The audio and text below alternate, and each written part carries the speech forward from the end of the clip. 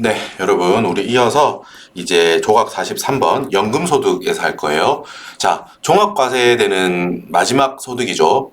우리 2배, 4, 근, 연, 기 이렇게 6개 합쳐가지고 종합과세 되는데 2배 했고 4 했고 근로 했고 방금 기타 소득 했고 마지막 연금소득인데 자, 일단 네 문제가 나왔어요. 지금 3년 6회차 동안 네 문제가 나와서 중요하다고 볼 수 있긴 한데 한 문제 나온다고 볼 수 있는데 안 나온다고 안 나오는 회차도 있긴 하지만 자, 여러분 연금소득 같은 경우는 그 구성이나 체계나 연역 이런 걸 다 알고 외울 것도 되게 많아요. 본격적으로 다 하자면. 그래서 우리가 일단 에너지를 쏟으실 때 앞쪽에서 했던 것들 있죠. 그것만으로도 우린 공부할 걸 추려져 있잖아. 그리고 많아요, 거기도. 그래서 일단 연금소득 쪽 에너지는 일단은 여러분 마음속에 킵해 두시고 지금 기출됐던 거 위주도 좀 짧게 볼 거예요. 저도 정오 정도까지만 봐서 빠른 시간 내에 지금 요거 마무리할 겁니다. 앞쪽에 외울 거 많아 우리 이미. 소득세가 여러분 특징이 법인세는 그 법인세라는 큰 하나의 세목 안에서 하나 주제들이 있잖아. 뭐 대손 충당금, 퇴직 충당금 이래 그런 게 논리가 그 안으로 그렇게 있지만 공부할 게 큰 틀에서는 이제 이어지는 느낌이 있다면 소득세는 어떤 소득별로 좀 이제 특성이 좀 더 강해, 개성이 강해. 그렇기 때문에 우리가 공부를 할 때 강약을 좀 더 두셔야 돼요. 그러길 추천합니다. 일단은 순위를 앞쪽에 2배사 근기까지로 에너지를 좀 많이 투입하시고 연금소득은 기출되었던 문장 이런 뭐 2002년 이전 이후 막 이런 식으로 다 하고 사적 연금, 공적 연금 안에서 연금의 수령, 연금 수령, 그 퇴직 소득 어떤 건 되고 필요한 기출됐던 것까지로 한정하셔야 돼요. 공부량을. 아셨죠? 되게 이렇게 가지치는 게 많다고 이게 외울 게 많아서 우리가 기출되었던 까지만 아예 안 보지는 말고요. 보시면은 우리 일단 요 시험 자체가 기출되었던 문장이 많이 또 이용되잖아. 똑같이 나올 수도 있고 나왔던 문장이 조금 변화돼서 나오고 하니까 어느 정도 제가 말하는 취지를 아시겠죠? 기출되었던 거 문장 위주로 보자라는 겁니다. 제가 뒤에 정리는 꽤 많이 해뒀는데 이 정리됐던 걸 다 하나하나 다 보려고 하지 마시고 봅시다. 연금소득에 관한 설명 중 옳지 않은 것은 연금소득이 발생하는 연금계좌의 범위에는 확정 기여형 퇴직연금 제도에서 설정하는 계좌뿐 아니라 확정 급여형 퇴직연금 제도에 따라 설정하는 계좌도 포함된다. 틀렸어요. 요런 것까지 이런 건 괜찮아. 이런 것까지는 다 공부 우리 아까 했던 것처럼 쭉 할 수 있어요. 아셨죠? 요 문제 같은 경우 다 이제 외울 법한 내용들이에요. 연금소득이 발생하는 연금계좌의 범위에 확정 급여형은 포함하지 않아요.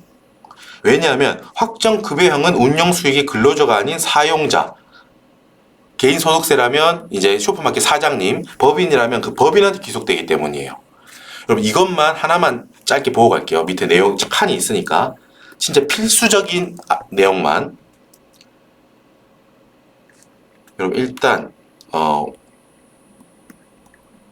확정 급여형이 있고 확정 기여형이 있어요. 자, 회사가 있습니다. 회사. 그 밑에 근로자가 있어요. 근로자 바로 적으면 안 되고 근로자가 있어요. 자, 확정 급여형 연금제도 같은 경우는 자, 회사가 가운데 운용사가 있어요. 운용사. 운용사한테 돈을 넘겨요. 야, 내가 요거 돈 우리 근로자 퇴직하고 받을 돈이거든. 근데 이거 운용사 너한테 넘길 거니까 너한테 입금해 놓을 테니까 네가 이걸로 잘 운영해서 이익을 좀 내줘. 라고 돈을 이렇게 넘겨요. 요거를 기여한다고 표현해요. 영어로 하자면 컨트리뷰트인가? C야 C. 컨트리뷰트. 기여한다 이런 뜻 있잖아요. 우리 공헌한다, 기여한다 할 때 컨트리뷰트라고 하잖아요. 기여하는 거라고 하고. 자, 운용사가 나중에 퇴직하고 나서 근로자한테 주는 돈 요거를 급여라고 해요. 요걸 베네핏이라고 합니다. 베네핏. BB. 그래서 우리가 영어로 확정이라는 거 있죠. 여기 영어로 define이에요. define. 고정한다는 거야. 그 금액으로 어떤 특정한 금액으로 확정하겠다는 거거든. 그래서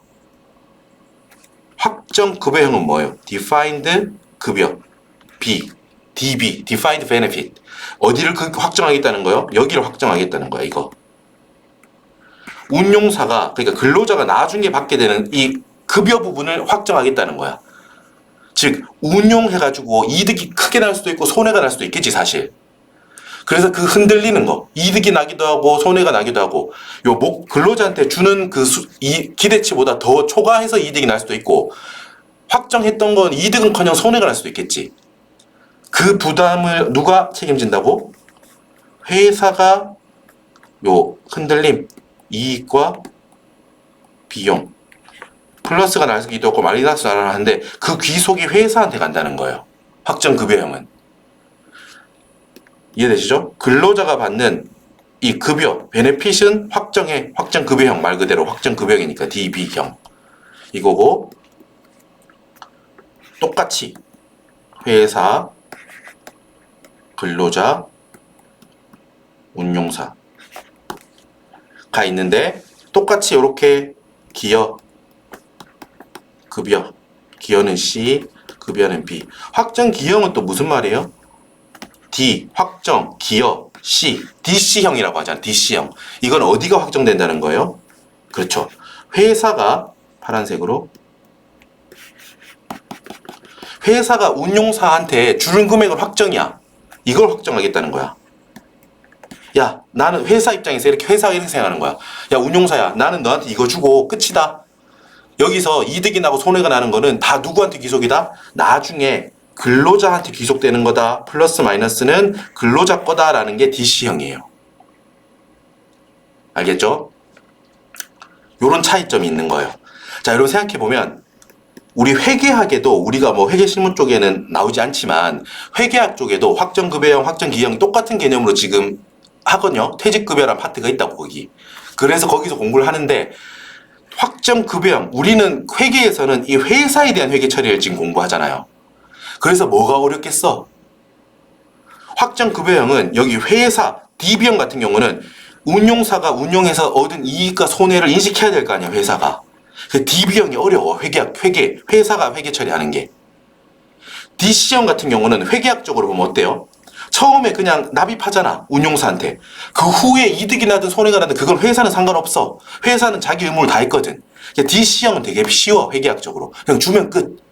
나머지의 이득은 전부 다 나중에 근로자가 책임지기로 한 거든. 이득이 나도 근로자 거, 손해가 나서 추가적인 납입이 필요해도 근로자가 납입하는 거고요. 다시 앞에 DB형 같은 경우는 이득이 나면 회사 거 좋겠지. 근데 손해가 나. 그럼 그거를 회사가 다시 운용사에 메꿔줘야 돼. 그거를. 책임이 회사한테 있는 거예요. 확정기여형은 책임이 근로자한테 있는 거고요.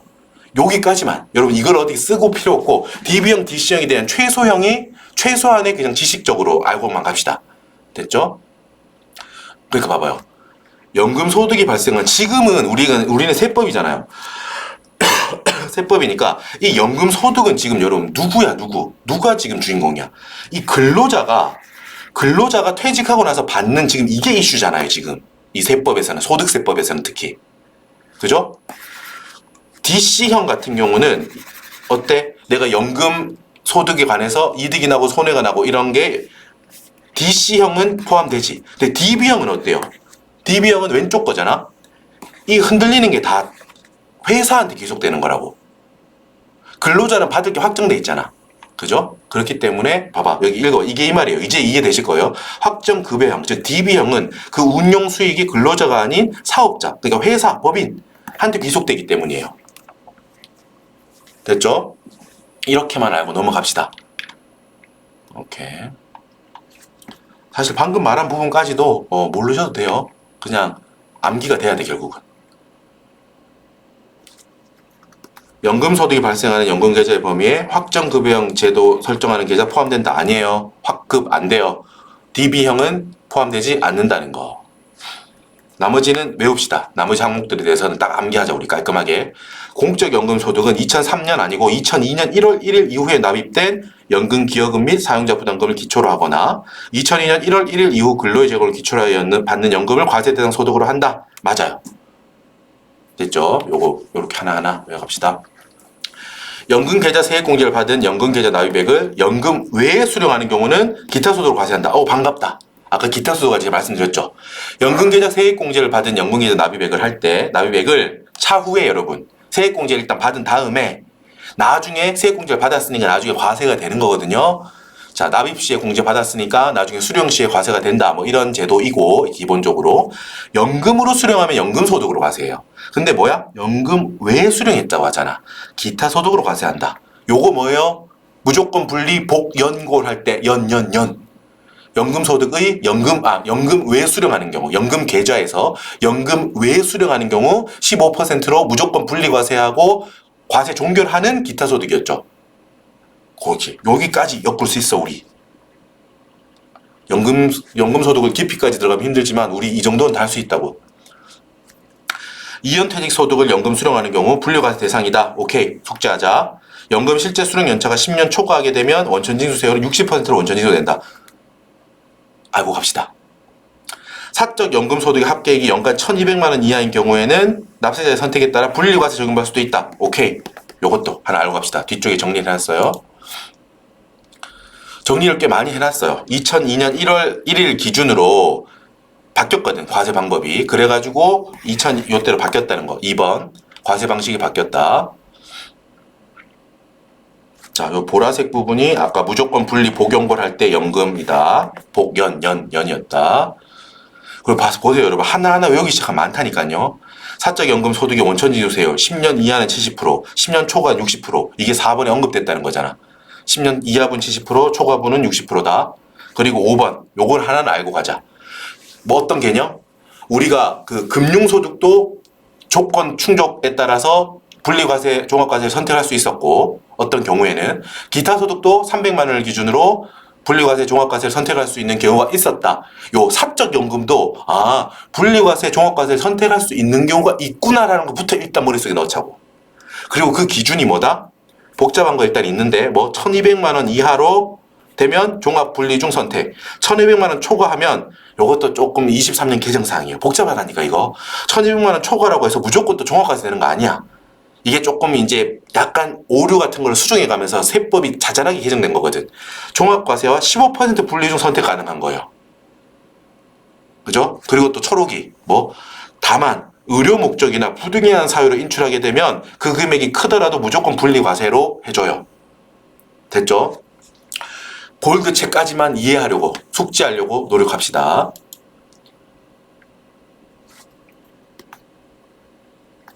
연금소득에 대해서는 필요경비를 인정하지 않아요. 연금소득 공제만 공제한다. 맞아. 요런 건 우리 할 수 있어요. 여기까지는 좋아. 필요경비는 뭐만 인정해요? 사기양, 부당의 계산의 부인을 적용할 가능성이 있는 필요경비로 장난칠 수 있다는 가능성이 있으니까 필요경비가 있는 애들은 부당의 계산의 부인을 적용할 가능성이 있는 거예요. 그래서 필요경비를 적용받는 경우 사기양, 너 이거 사기 아니양? 사기양? 사기 아니양? 부당의 계산 부인을 적용한다. 웃자고 하는 소리지만 외울 때 도움이 돼요. 부당의 계산의 부인을 적용하는 거는 필요경비가 인정되는 요 세목에 한해서 사기를 칠 가능성이 있어. 그래서 요거 사기 아니양, 사기양 해서 외우자고. 사기양은 필요경비를 공제해주는 소득이라고. 나머지는 필요경비를 공제해주지 않아요. 연금소득은 연금소득 공제를 빼서 연금소득 금액을 잡죠. 됐죠? 공적 연금소득과 사적 연금소득을 포함한 총 연금액이 1,200만 원인 경우에는 분리과세 선택할 수 있다. 틀렸어요. 아까 제가 뭐라고 했죠? 자, 요렇게 외우셔야 돼. 사적 연금소득은 선택적 분리과세. 아까 사적 연금소득에 한해서 1,200만 원 이하면 종합 분리중 선택, 1,200만 원 초과면 종합과 15% 분리중 선택 가능. 요거였어. 그렇다면 공적 연금은요, 늘 종합과세 돼요. 됐죠? 그러니까 공적연금과 사적연금을 합쳐서 1,200만 원 이건 아니잖아. 그죠? 공적연금은 무조건 종합과세예요. 사적연금은 1,200만 원을 기준으로 이렇게 나뉘어지는 거고. 그러니까 2번이 틀린 거죠. 2번 표현이 틀린 게 되는 거예요. 그죠? 공적과 사적을 포함하면 이걸 합쳐서 1,200만 원 아니라고, 이런 거 아니라고. 공적은 무조건 종합, 사적연금은 1,200만 원을 기준으로 나뉘고요. 이렇게. 여러분 제가 짧게 가지만 저는 이게 최선이라고 생각해요. 연금의 늪에 빠지면 안 돼. 알았죠? 그러니까 세목을 오면 처음 공부할 때는 2배4 근연기 그냥 동일한 머릿속에 동일하게 이렇게 병렬로 떠오를 텐데 공부의 양으로만 생각하자면 일단 다르다고. 연금의 공부량은 줄이세요 일단. 아시겠죠? 공부를 하지 말라는 건 아니고 어떤 투입하는 노력 그걸 생각하는 거예요. 투입 때 나오는 그걸 생각했을 때 연금을 일단 지금 이 식으로 저하고 함께하는 이 정도로 마무리하는 게 최선이라고 생각합니다.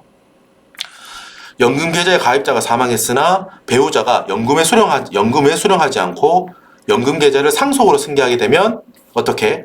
해당 연금 계좌에 있는 피상속인. 피상속인은 뭐라고? 피 흘리면서 돌아가신 분을 생각하라고요. 피상속인이 돌아가신 분을 생각해요. 피상속인의 소득금액은 상속인의 소득금액으로 모아 소득세를 계산한다. 맞아요. 내용.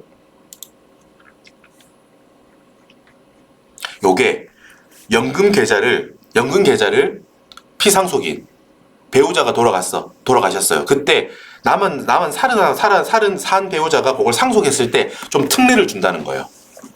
그죠? 그게 방금 한 내용이에요. 기본적으로 여러분 상속인은 연금 외 수령한 피상속인의 소득금액에 대해 소득세를 납부할 의무를 져요. 그러나 가입자가 사망했으나 피상속인이 돌아가셨으나 그 배우자가 연금의 수령 없이 해당 연금계좌를 상속으로 승계하는 경우에는 해당 연금계좌에 있는 피상속인의 소득금액은 상속인의 소득금액에 모아 소득세를 계산한다. 이게 상속세 과세 특례예요. 연금계좌 배우자 상속 시 과세 특례예요. 좀 지원을 해주겠다는 거거든요. 여기까지 받아들입시다. 이런 제도가 있구나. 산 배우자한테 좀 지원을 해주려고 하는 거구나. 그리고 봐요. 4번. 아까 앞에 문제 1번이었죠. 공적 연금 소득은 2002년 1월 1일 이후랑 전이랑 나뉘어진다고. 2002년 1월 1일 이후에 납입된 연금기여금 또는 사용자 부담금을 기초로 하거나 2002년 1월 1일 이후 근로제공한 거를 기초로 하여 받는 연금소득을 한다. 됐죠? 요 문장 자체 똑같이 나오죠. 요렇게까지만 해도 좋아요. 우리 잘하는 거예요.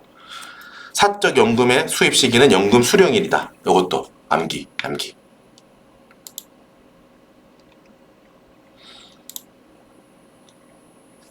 요거는 똑같이 읽어보시라고 했어요.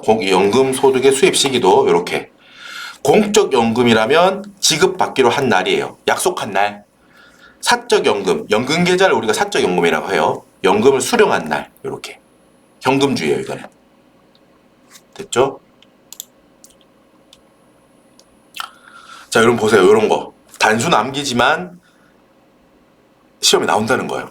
연금 계좌에서 일부 금액이 인출될 때 인출 순서로 옳은 것은 일단 과세 제외되는 금액이 먼저라고 하고 그 다음에 이연퇴직 소득, 그 밖에 연금 계좌에 남아있는 금액 이렇게 순서로 해요. 됐죠? 여러분 요거 암기해야 돼요. 제가 밑에 이렇게 정리해놨는데 암기합시다. 여러분 이런 사유까지 다 하면 너무 힘들다는 거야. 이게 다 이런 순서를 배정한 데는 세법이 이유가 있겠죠.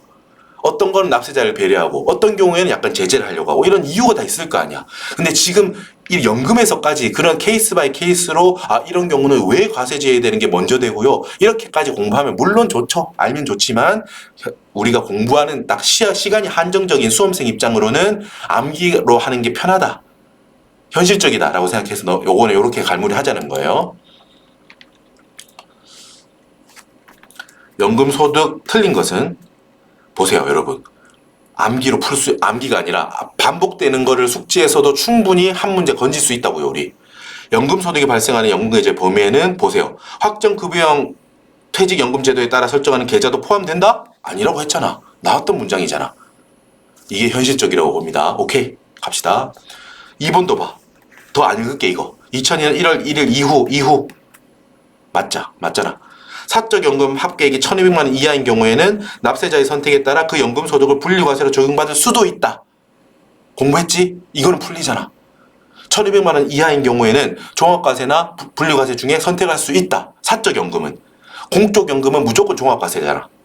아까는 틀린 표현 뭐? 공적 연금과 사적 연금의 합계액이 1,200만 원 이하면 분리과세 된다? 아니죠? B 틀렸잖아.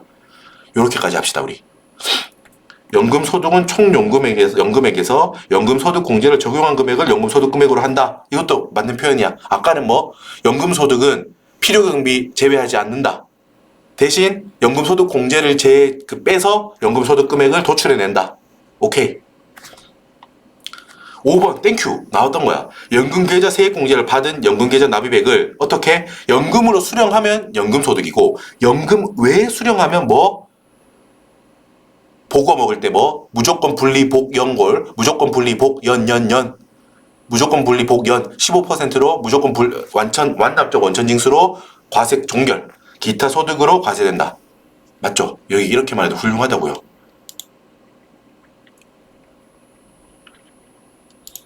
자, 이렇게 하면 아마 풀이가 다 끝났을 거예요. 여러분,